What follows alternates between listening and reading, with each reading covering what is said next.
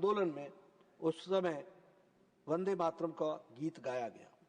और हम सब जानते हैं कि खुदीराम बोस जब फांसी के फंदे पर चढ़े तो अंतिम शब्द उनका था वंदे मातरम।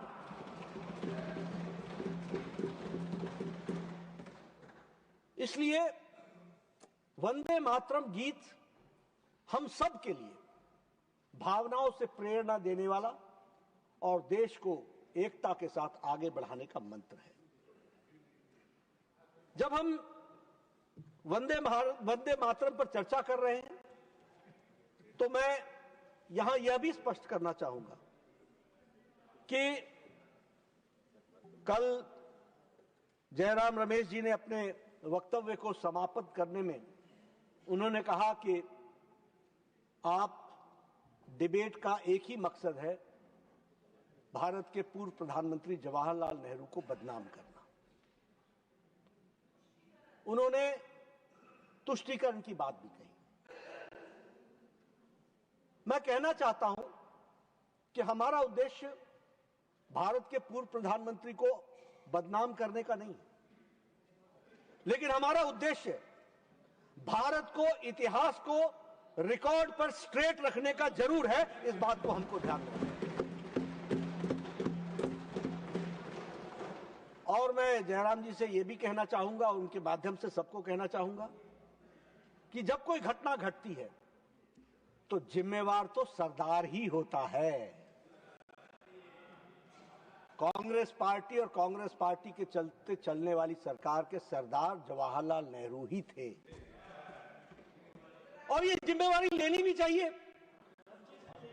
जब आपको खुशी हो तो आप उसका श्रेय लें, जब आप मुसीबत में आए तो आप श्रेय बदल डालें और आप कहें कि इसके लिए तो ये भी जिम्मेवार थे, ये भी जिम्मेवार थे, ये भी जिम्मेवार थे। ये जो आपको सूट करता है तो नेहरूवियन एज हो जाता है। सर, तब कांग्रेस की सरकार नहीं थी। तो नेहरूवियन एज, मैं कांग्रेस की सरकार के समय की बात करूंगा। आप आगे आ रहा हूं। जयराम जी, अभी धीरे धीरे रुकिए, मैं आ रहा हूं।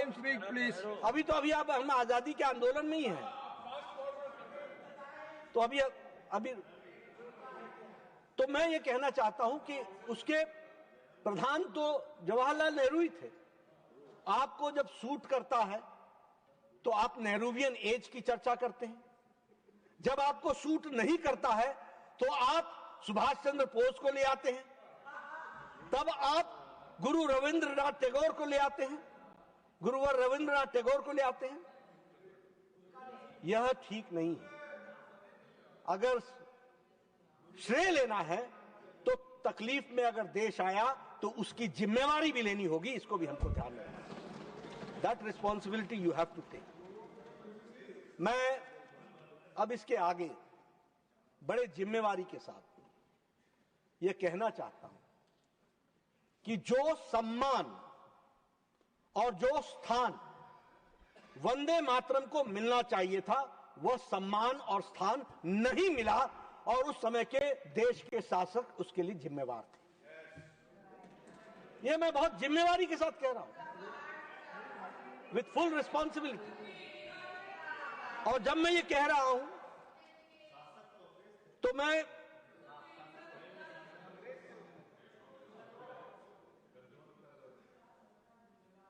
आपको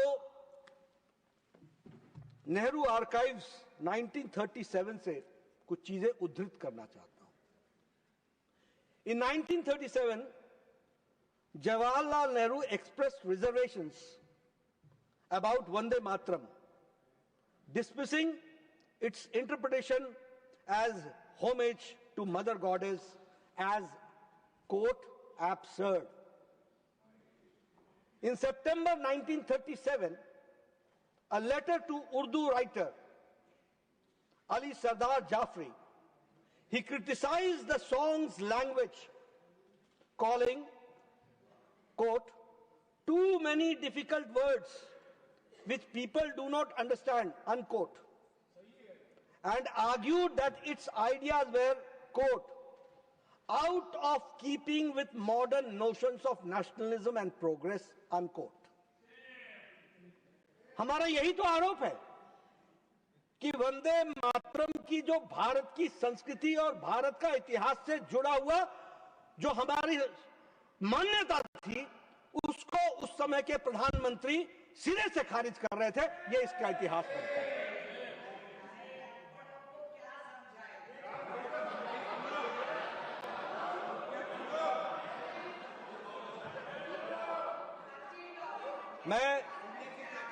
मैं सारी बात और ये सारे कागज मैं ऑथेंटिकेट करूंगा, सारे कागज मैं ऑथेंटिकेट करूंगा, सारे कागज बड़ा पोथा लेके आया हूं।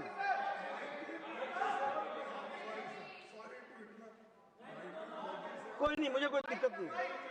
बड़े नेहरू जी प्रधानमंत्री थे 1937 में। एक बैठ जाइए, बता रहा हूँ, मैं समझ गया साहब। ये गोलवलकर गुरुजी का मंत्र यहाँ मत पढ़ो, खड़गे जी, रविंद्रनाथ टैगोर का पढ़ो। खड़गे जी, मैं सब चीजों का जवाब दूंगा। 1937 में एक मिनट 1937 में जवाहरलाल नेहरू जी प्रधानमंत्री नहीं थे, लेकिन वो इंडियन नेशनल कांग्रेस के प्रेसिडेंट थे। 1936-37 में Jawaharlal Nehru was the president of Indian national Congress. अभी रुक जाओ भैया, पर सारे दूसरा, in 1937 it was under the presidency of Jawaharlal Nehru that under pressure from the communal elements they altered the sacred song, discarding stanzas that invoked Bharat Mata as the Ma Durga wielding weapons of freedom. अब इसी को support करने के लिए मैं कैलकाटा में Congress working committee October 26 to November 1, 1937 resolution for the AICC उसको उद्धृत करना चाहता हूं। उसमें यह बहुत बड़ा रेजोल्यूशन है, लेकिन मैं उसमें से शब्द पढ़ रहा हूं। Gradually, the use of the first two stanzas of the song spread to other provinces, and certain national significance began to attach to them. The rest of the song was very seldom used, and is even not now known to few persons. There was absolutely nothing in them which objection could be taken from the religious or any other point of view. उसके आगे लिखते हैं, the other stanzas of the song are little known and hardly ever sung. They contain allusions and religious ideology which may not be in keeping with the ideology of other religious groups in India. The committee recognized the validity of the objection raised by Muslim friends to certain parts of the song. The committee recommended that wherever Vande Mataram is sung at national gatherings, only the first two stanzas should be sung. सब पढ़ रहा हूं, मैं सब पढ़ रहा हूं। आप बैठ। Randeep, please. You got yesterday. You have gone through. मैंने पढ़ा है and you have given all your speech. पूरा पढ़ा है। Please let him express himself. पूरा पढ़ा है मैंने।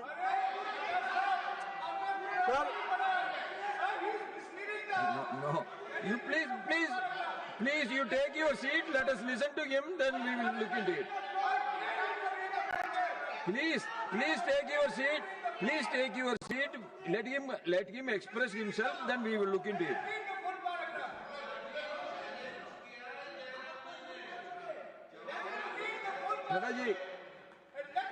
Nadaji, you continue. Sir, how? You please continue. आप बैठ जाएं। मैं ये सारे का सारा रेजोल्यूशन वंदे मातरम को 2 स्टैंजा में क्यों सीमित करना है, उसी पर सारा लिखा हुआ है। पूरा पढ़ा हूं सर, इनकी खुशी पूरी कर देता हूं. The song was never sung as a challenge to any community group. The Indians make it clear. अब मैं पढ़ रहा हूं तो पढ़ने भी नहीं देती मैडम. मेरे सीधेपन का इतना नाजायज फायदा मत उठाइए. You please Let the debate continue as it is continuing. Nada ji, please read.